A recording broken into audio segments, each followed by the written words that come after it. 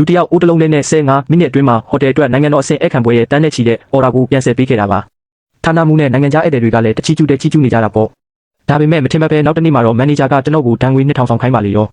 အကြောင်းရင်းကတော့အရေးပေါ်အခြေအနေမှာကျွန်တော်ကဟင်းခတ်စုံနဲ့ဟင်းရည်ကိုတိုက်ရိုက်မြည်ကြည့်မိလို့လေဗျာအလုတ်ကအလုတ်အမှားကအမှားပဲဆိုတာအားလုံးသိကြပါတယ်စပိုမှုဟာဟင်းချက်တဲ့ကိရိယာတွေနဲ့တိုက်ရိုက်မြည်လို့မရဘူးဆိုတဲ့စီကံကိုဖျက်လို့မရဘူးလေဒါကြောင့်ဒဏ်ငွေ2000ဆောင်ရမယ်အားလုံးလည်းဒါကိုသင်ခန်းစာယူကြပါကျွန်တော်လည်းချက်ချင်းပဲပတ်စံလွှဲပြီးဒဏ်ငွေဆောင်လိုက်တယ်ပြီးတော့ဟိုတယ်ရဲ့အမြင့်ဆုံးဂုဏ်ထူးဆောင်လမ်းကိုဓာတ်နဲ့တစ်ချက်တည်းမှုန်ပြီးဖျက်ဆီးပစ်လိုက်တယ်အဲ့ဒီနေ့ကစပြီးဟိုတယ်ရဲ့စီကံတိုင်းတိတိကျကျလိုက်နာပြီးမီနူးတိုင်းပဲဟင်းချက်တော်တယ်အလုတ်စင်းချိန်ဆိုရင်မိဖို့ကိုလုံးဝမထိတော့ဘူးမထင်မှတ်ပဲရက်အနေငယ်ကြာမှာမက်ချလင်စစ်ဆေးရေးမှုကဒေါသလာကြီးနဲ့မှတ်ချက်ဆိုတစ်ခုပေးပြီးထွက်သွားပါလေရောဒါကြောင့်နိုင်ငံခြားလုပ်ငန်းစုကြီးကဟိုတယ်ရဲ့နှစ်စဉ်ဘတ်ဂျက်တစ်ဝက်ကိုဖျက်တောက်ပစ်တော့မယ်ဆိုတော့အတွေ့အကြုံမန်နေဂျာလည်းတကယ်ကိုပြရခတ်သွားတော့တာပေါ့စဖို့မှုဆောင်ခင်ဗျားကျွန်တော်ပေါ်အမြင်မကြည်တာသိပါတယ်ဒါပေမဲ့ဒါကဟိုတယ်ရဲ့နှစ်စဉ်ဘတ်ဂျက်နဲ့ဆိုင်နေတာမို့ပါမနှက်ပြန်စစ်ဆေးရေးမှုပြန်လာဦးမှာမို့လို့ခင်ဗျားအနေနဲ့ကူညီပေးလို့ရမလားမန်နေဂျာမန်အခုကအလုပ်စင်းချိန်မှာဟိုတယ်ရဲ့စီကံအရအနားယူချိန်မှာအလုပ်အကြောင်းမပြောပါဘူးတမ်းပေါင်းများစွာသောဘတ်ဂျက်တွေဆုံးရှုံးတော့မဲ့ဟာကိုဘာစီကံတွေအကြောင်းပြောနေတာလဲဗျာစီကံဆိုတာစီကံပါပဲမိုးတဲထန်စွာရွာလို့အကုန်ပျက်စီးကုန်ပြီနိုင်ငံခြားဧည့်သည်တွေကလည်း3ချိန်တောင်ရှိပြီးစောင့်နေတာအပိုထားတဲ့ဝက်3ထပ်သားတွေယူလာခဲ့ရှောင်းကျိုးပိုးတင်လိုက်မိပြင်းနဲ့ဆရာ15မိနစ်နဲ့တော့ဝက်သားနီချက်တိုးကိုချက်ဖို့မမိနိုင်ဘူးနော်ပိုးတင်လိုက်စမ်းစဖို့မူဆောင်ကမင်းညကလူတယောက်ပိုးတလုံးနဲ့15မိနစ်အတွင်းနိုင်ငံတော်အဆင့်အခမ်းပွဲကိုဆယ်ပေးခဲ့တာပါကဲဒါကတော့ဟိုတယ်ရဲ့အမြင့်ဆုံးဂုဏ်ထူးဆောင်ဟိုတယ်ရဲ့ကျေပွင့်တစ်စိတ်ပဲဖြစ်ပါတယ်ကဲဂုဏ်ပြုပွဲပြီးပြီဆိုတော့နောက်ထပ်ကိစ္စတစ်ခုပြောရအောင်မင်းညကစဖို့မူဆောင်ကအရေးပေါ်ဆယ်ပေးနေတော့မှဟင်းခတ်စုံနဲ့ဟင်းရည်ကိုမြည်လိုက်တယ်ဆိုတာအားလုံးသိကြမှာပါမိဖို့ကြောင့်တန်ရှင်းရေးစီကံအခန်းအပိုးအရာစဖို့မှုတွေဟာဟင်းချက်ကရိယာနဲ့တိုက်ရိုက်မြည်ခွင့်မရှိပါဘူးအလုတ်ကအလုတ်အမှားကအမှားပဲလေမန်နေဂျာမန်ကျွန်တော်ဆရာကသာအဲ့ဒီဟင်းရည်ကိုမမြည်ခဲ့ရင်ဟင်းတအိုးလုံးပျက်စီးသွားမှာဗျပါဇက်ပိတ်ထားစမ်း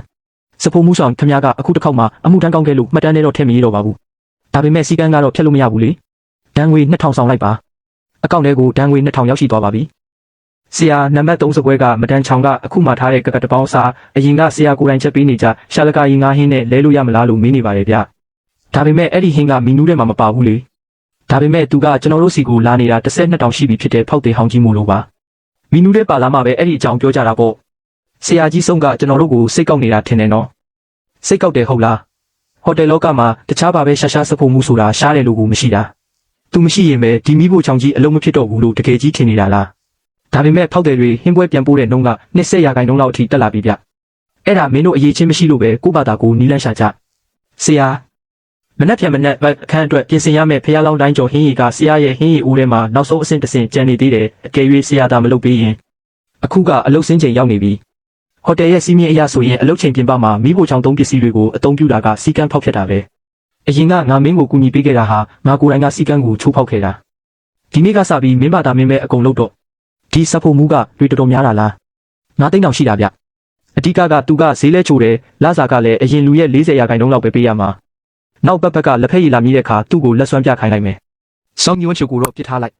သူ့အဆောင်မှာမအောင်အဲနိုင်တော့တဲ့အချိန်ကြာရင်သူ့အလိုလိုလာတောင်းပန်ပါလိမ့်မယ်ဆရာကြီးဝန်တိုက်ရိုက်တာကဆရာကြီးနေရာမှာတခြားတစ်ယောက်နဲ့အစားထိုးဖို့တကယ်ပြင်နေတာဗျဟိုစဖို့မှုကမနှက်ဖြန်ပဲရောက်လာတော့မှာအစားထိုးခြင်းလဲထိုးပါစေပေါ့ဆရာကြီးမစိုးရိမ်ဘူးလားစိုးရိမ်နေလို့ရောဘာထူးမှလဲရှောင်းကျိုးမင်းမထားနော်ပညာဆိုတာသူများလူယူလို့မရပေမဲ့လူစိတ်ဆိုတာကတော့တခါအေးဆက်သွားပြီဆိုရင်ပြန်နှွေးထွေးဖို့မလွယ်တော့ဘူးဒါကလွန်ခဲ့တဲ့အနှစ်20အတွင်းမှာ9နာရီထိုးချိန် Geos Mandas ရနံ့ကိုပထမဆုံးအကြိမ်ရှူရှိုက်မိတာပဲဒီအပင်ကိုဘသူစိုက်ခဲ့လဲဆိုတာမင်းသိလားဘသူလဲဟင်ငါအဖေပေါ့ဒီဟိုတယ်စဖွင့်တဲ့နှစ်မှာသူကပထမဆုံးဖြစ်ခဲ့တာ